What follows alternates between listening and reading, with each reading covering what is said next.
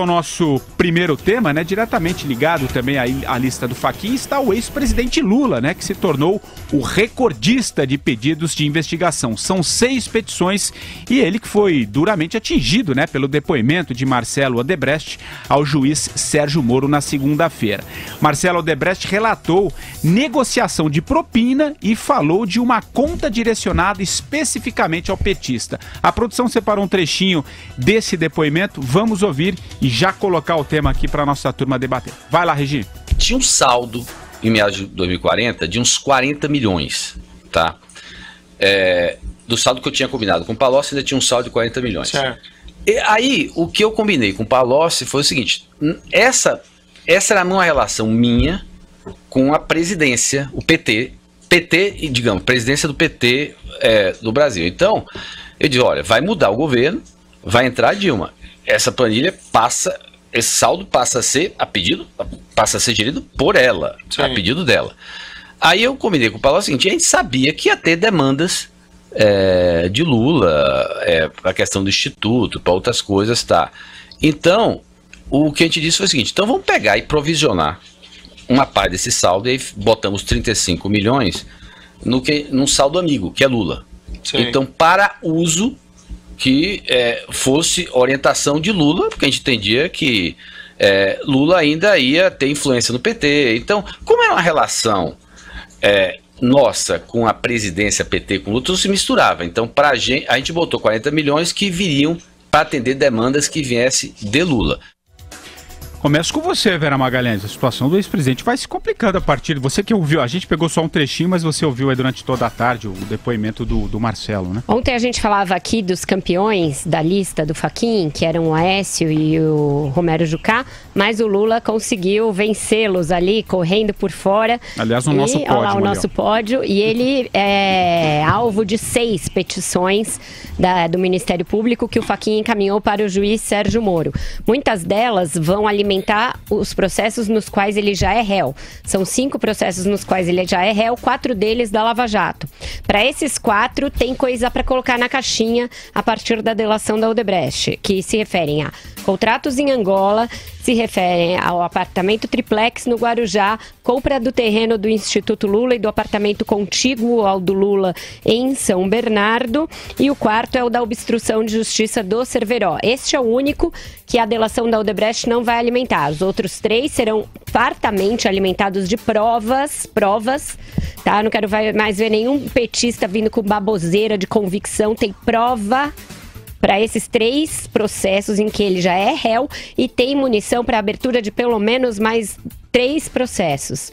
Um por favorecimento para o filho, o Luiz Cláudio, outro para mesada do irmão dele, o Frei Chico, outro das empresas de palestra, que fica muito claro ali que era propina disfarçada, aquilo ali, e um 4º, talvez mais importante, que é o uso do BNDES para configurar a Braskem e para intermediar projetos no exterior, projetos nos quais a Odebrecht ganharia 1 bilhão e que o ex-ministro Paulo Bernardo pediu em nome do ex-presidente Lula uma propina de outros 40 milhões, mas aí de dólares. 40 é um número sintomático, talvez pelo Alibaba e os 40 ladrões. A conta do amigo na Odebrecht tinha 40 milhões de reais e era movimentada pelo Palocci, e o Marcelo Odebrecht deixa isso bem claro. E houve esse outro pedido de propina do Paulo Bernardo de 40 milhões de dólares, também para o Lula, tendo o Lula como destinatário final. Você, Andreasa. Eu tenho falado sobre isso aqui, pessoal, há muito tempo. Nem todos os bandidos são iguais.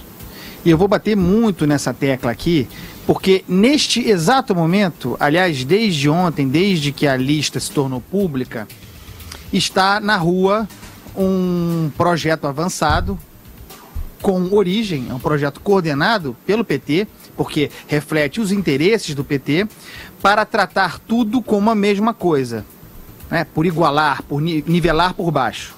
Há muitos criminosos nessa história, muitos, né? São dezenas. Mas é muito importante agora para o bem desse processo, inclusive para o bem da Lava Jato, que nós nos dediquemos, como fez a Vera agora há pouco, a, repetindo a palavra, destrinçar a natureza do que foi delatado e a natureza dos inquéritos abertos, das investigações abertas agora. Por que eu digo isso? Porque existem crimes de ordem eleitoral nesse pacote, e que são crimes e que deverão ser punidos e que deverão resultar em multas, mas ninguém será preso por esse motivo. E isso não configura, em essência, um aparelhamento do Estado, uma tentativa de roubar o Estado, de tomar o Estado para si, de permanecer no poder. E há aqueles casos, esses sim, muito, muito graves. Vejam, tudo tem que ser punido, mas há casos muito graves de pagamento de propina, de corrupção ativa e passiva, de lavagem de dinheiro, para compor um projeto de tomada do Estado. E aí eu estou falando do projeto criminoso do PT. É preciso distinguir esse projeto do resto. Não podemos deixar que isso se dilua.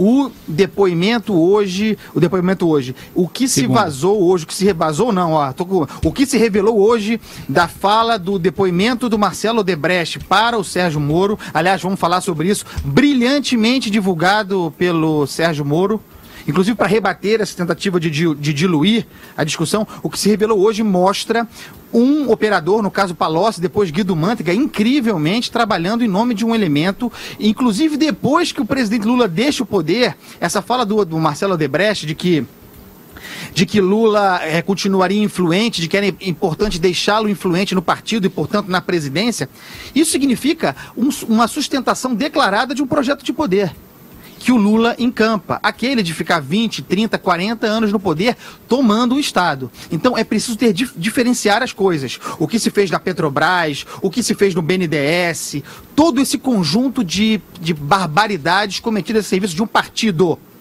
É diferente e nós precisamos, para o bem do futuro da Lava Jato e do Brasil, começar a separar as coisas. Ô Madu, e você, como é que você vê essa questão? O PT, que reclamava um pouco dessa solidão mergulhado aí na lama, está amando um pouco a companhia dos outros partidos, como mais ou menos disse aí o Andreasa. Como é que você analisa esse caso? Eu passei hoje o dia escutando os depoimentos do Marcelo Odebrecht e assim, várias vezes, com cuidado, até porque eu pretendo fazer um plantão no Madureira sobre o assunto logo mais. Mas as coisas estão, inclusive, nos detalhes, né?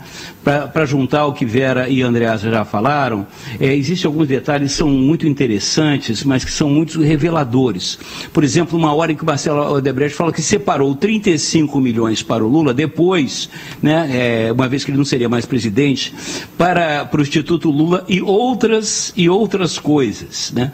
Eu gostaria de saber que outras coisas são essas. A isso se juntam os 13 milhões que o Palocci entregou em dinheiro, né, em dinheiro vivo, para o Lula, como foi revelado ontem. Tem outro detalhe mafioso, né, que me chocou muito. Tudo isso eu acho que nos choca muito. Essa junção de um Reich dos 1000 anos, um Reich tupiniquim, né, esquerdoide fascista, né, de baixo nível, que se implantaram no Brasil em conluio com grandes empresas, isso é chocante e deprimente. Agora, tem uns detalhes dessa coisa completamente mafiosos, quando o Guido Mantega escreve e passa numa folha de papel para o Marcelo Odebrecht o número 50, quer dizer, 50 milhões. Isso nem em filme do Poderoso Chefão você vê esses detalhes, porque é nos detalhes que você vê a essência das pessoas. Isso é muito grave, pessoal. Isso é de uma gravidade muito grande. E vejo que, corroborando, eu acho que é isso que o Andreasa quis dizer, se não foi, por favor, me corrija, mas é realmente importante examinar caso por caso desse. Não, mas eu que sou meio burro mesmo, André. Esse que é o problema. Você é claro, mas eu sou um cara um pouco obtuso. Mas essa questão de ver nome a nome, caso a caso. Por exemplo, no caso do Aécio Neves, eu não estou defendendo o Aécio Neves, porque a questão lá do Centro Administrativo de Belo Horizonte é muito grave e até, a meu ver, até agora inexplicável, mas no caso da campanha de 2014, o Marcelo Odebrecht foi claro que não, tinha 15 milhões sem previsão, sem reciprocidade, ou seja, foi uma doação. Caixa 2, é crime, está errado, mas não havia a ideia da propina, né? A reciprocidade. Eu te dou 15 e você vai me devolver 60 ou 600 em obras. Então, tudo isso nós brasileiros vamos ter que nos ocupar disso nos próximos meses para realmente poder separar o joio do trigo, deslindar essa história toda, para que a gente realmente não chegue e imploda o sistema, muito embora o sistema já implodiu de per si, mas que a gente possa reconstruir o país com aquilo que possa ser recuperável. É isso que eu acho, não é não, Andreasa? Primeiro a Vera, Vera, o que você acha dessa colocação do próprio Andreasa e do Madrid? Você acha que também tem que separar as coisas, o que é o Caixa 1, Caixa 2, da forma como foi divulgado? Eu acho que o próprio Janot se encarregou de fazer isso ao imputar muito claramente os crimes. Cada um dos pedidos dele está acompanhado de uma previsão de crime. O que é corrupção ativa está chamado de corrupção ativa, o que é corrupção passiva está chamado de corrupção passiva, o que é fraude, enfim, todos os crimes estão chamados pelos seus nomes, inclusive crimes eleitorais, crimes de natureza eleitoral, entre eles o Caixa 2. Portanto, não vai ter jeito dos políticos tentarem chamar urubu de meu louro, nesse caso, não tem como. Eu acho muito importante a gente destacar aqui que agora vão começar a vir à tona os vídeos, tá? Uma coisa foi divulgado agora, tá? Uma coisa são esses áudios que a gente está falando aqui, que são do depoimento do Marcelo Odebrecht diante do juiz Sérgio Moro, numa ação em que Lula e Palocci são réus. Outra coisa são as delações em si. As delações da Odebrecht começam a ser divulgadas agora porque o Supremo liberou para os veículos de imprensa os HDs externos com vários terabytes de imagens estarrecedoras. Então vai ser uma espécie de Netflix da Lava Jato, em que todo mundo vai passar o feriado de Páscoa ligado. Eu, vocês aí em casa, nossos amigos aqui do 3 em 1. No que já começa a sair... Supremo Flix. Exato. No que já começa a sair, a gente tem o Emílio Odebrecht dizendo, por exemplo, que o Lula pediu pessoalmente a ele, Emílio, Lula, o seu amigo, para liberar recursos para o filho dele, em troca de uma ajuda dele, Lula, para flexibilizar a relação com a Dilma Rousseff. A Dilma estava entrando no governo, as relações da Odebrecht não eram tão boas com o novo governo e o capo, Emílio Odebrecht, diz que pode ajudar e Lula pede uma ajuda. Aliás, o capo Lula diz que pode ajudar e o outro capo, Emílio Odebrecht, promete então uma ajuda. É assim, pessoal, vão ser cenas muito fortes. Eu aconselho um sal de fruta do lado da TV e muito sangue frio, mas tem que assistir. A gente tem que passar o país a limpo, tá? Tô tomando por base o depoimento do Marcelo, né, Vera? O Andreasa, você acompanhou também parte aí do que disse o Marcelo Odebrecht no depoimento para o Sérgio Moro. É impressionante o grau de detalhamento que ele vai dando das operações, como o dinheiro vinha lá fora, o grupo, né, de empresários. É impressionante o detalhamento desse depoimento, não? Inclusive, Patrick, a internacionalização dos métodos. Exato, né? Exato. Ele deixa isso muito claro, uma jogada estrutural da empresa. A empresa se internacionaliza e descobre que seria vantajoso e mais seguro fazer os pagamentos que antes se fazia no Brasil, lá fora. Ele deixa claro que começa a estruturar esse departamento de operações estruturadas no começo dos anos 90, né? Então, é realmente espantoso. A Vera me falou uma coisa hoje, nas nossas conversas aqui de pauta, né? Que ouvindo o Marcelo Odebrecht, eu concordo, nós precisamos ouvi-lo, é duro, é como se fosse parte das práticas corporativas, o pagamento de propina, de Caixa 2, era natural, estava normalizado no coração das práticas dessa empresa. Há também na fala do Marcelo Odebrecht uma referência a Dilma Rousseff, que teria pedido para que se beneficiasse, em 2008 ela era ministra da Casa Civil, pedido para que se beneficiasse uma empresa, uma empreiteira na construção da usina de Jirau. Dilma Rousseff, também tão defendida aí como honesta, também está citada nesse troço. Então, é importante deixar muito clara a constituição de um projeto de poder criminoso. Tá? É nessa tecla que eu vou bater. Ontem, eu falei aqui no programa, e apanhei para burro, e é bom mesmo que a gente apanhe e seja questionado, eu falei que o modo como a lista do Fachin havia sido desovada naquele momento, felizmente desovada, mas desovada, era bom para o Lula. Porque ele não aparecia no primeiro momento, não é réu com foro privilegiado, não tem foro privilegiado, ia para a primeira instância, e que com isso ele ia fazer uma marola. E até fez, né? Teve programa do PT na televisão, uma onda, apesar do panelaço, ele tentou. E as turmas influentes da internet tentaram fazer avançar nisso. O que o Sérgio Moro fez? Genial. Liberou, abriu o depoimento do Marcelo Odebrecht e aí fez surgir a realidade, o real patamar do Lula. 40 milhões a seu dispor. É disso que se trata. Vai, Madu. Não, o que é preciso deixar bem claro é o seguinte, que o Brasil foi vítima realmente de um golpe que o Partido dos Trabalhadores, e diga-se de passagem, em conluio com o PMDB, é preciso não esquecer disso, pessoal, em conluio com o PMDB, eles tornaram o Brasil refém, né, de um grupo de empreiteiros e outros grandes empresários, e com isso, com o discurso de que estavam fazendo distribuição de renda, fazendo justiça social, se dizendo de esquerda. Olha, meu amigo, eu sei várias coisas do que é ser de esquerda. Agora, com certeza, roubar não é nem de esquerda nem de direita. Roubar é roubar. E o que a gente está vendo aí, claramente, é que esses dois partidos, basicamente, PT e PMDB, com a vanguarda, né, a vanguarda revolucionária esquerdista do PT, com o intuito de espoliar a democracia brasileira, de uma política populista, demagógica, que eu não entendo como colegas meus da classe artística ainda consigam defender isso. Isso é inacreditável.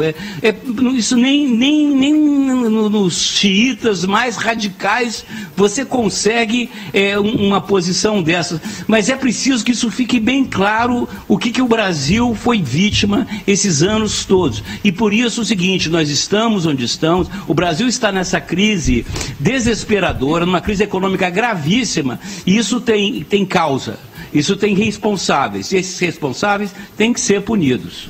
Vai, Vera. Olha, ainda pra gente só fechar aí, tá, o ex-presidente Lula, vamos dizer o que tem nas seis petições que foram enviadas por Moro e que serão tocadas muito mais rápido do que o Supremo. O Lula e o Jacques Wagner são acusados de atuar por um acordo de leniência da Odebrecht junto ao governo, fazer lobby para isso. Aí cada uma dessas petições eles dizem quais folhas estão esses depoimentos, quais delatores disseram, quantos delatores relataram. Numa segunda petição, 6 delatores relatam conversas para criar a Braskem e as planilhas italiano, que era o Palocci, e o Marcelo Odebrecht confirma isso de maneira muito clara e cristalina, que não havia outro italiano, que o único italiano era o Palocci, e o tal do pós-Itália, que era o Guido Mantega, não tem dúvida sobre isso para quem ouvir o depoimento. Na terceira, eles falam do pedido do Lula para intermediar os negócios do sobrinho Taiguara em Angola, que é um dos processos a que ele já responde. Diz que eles só investiram na empresa do sobrinho porque o Lula pediu, textualmente. Então, esse é o terceiro.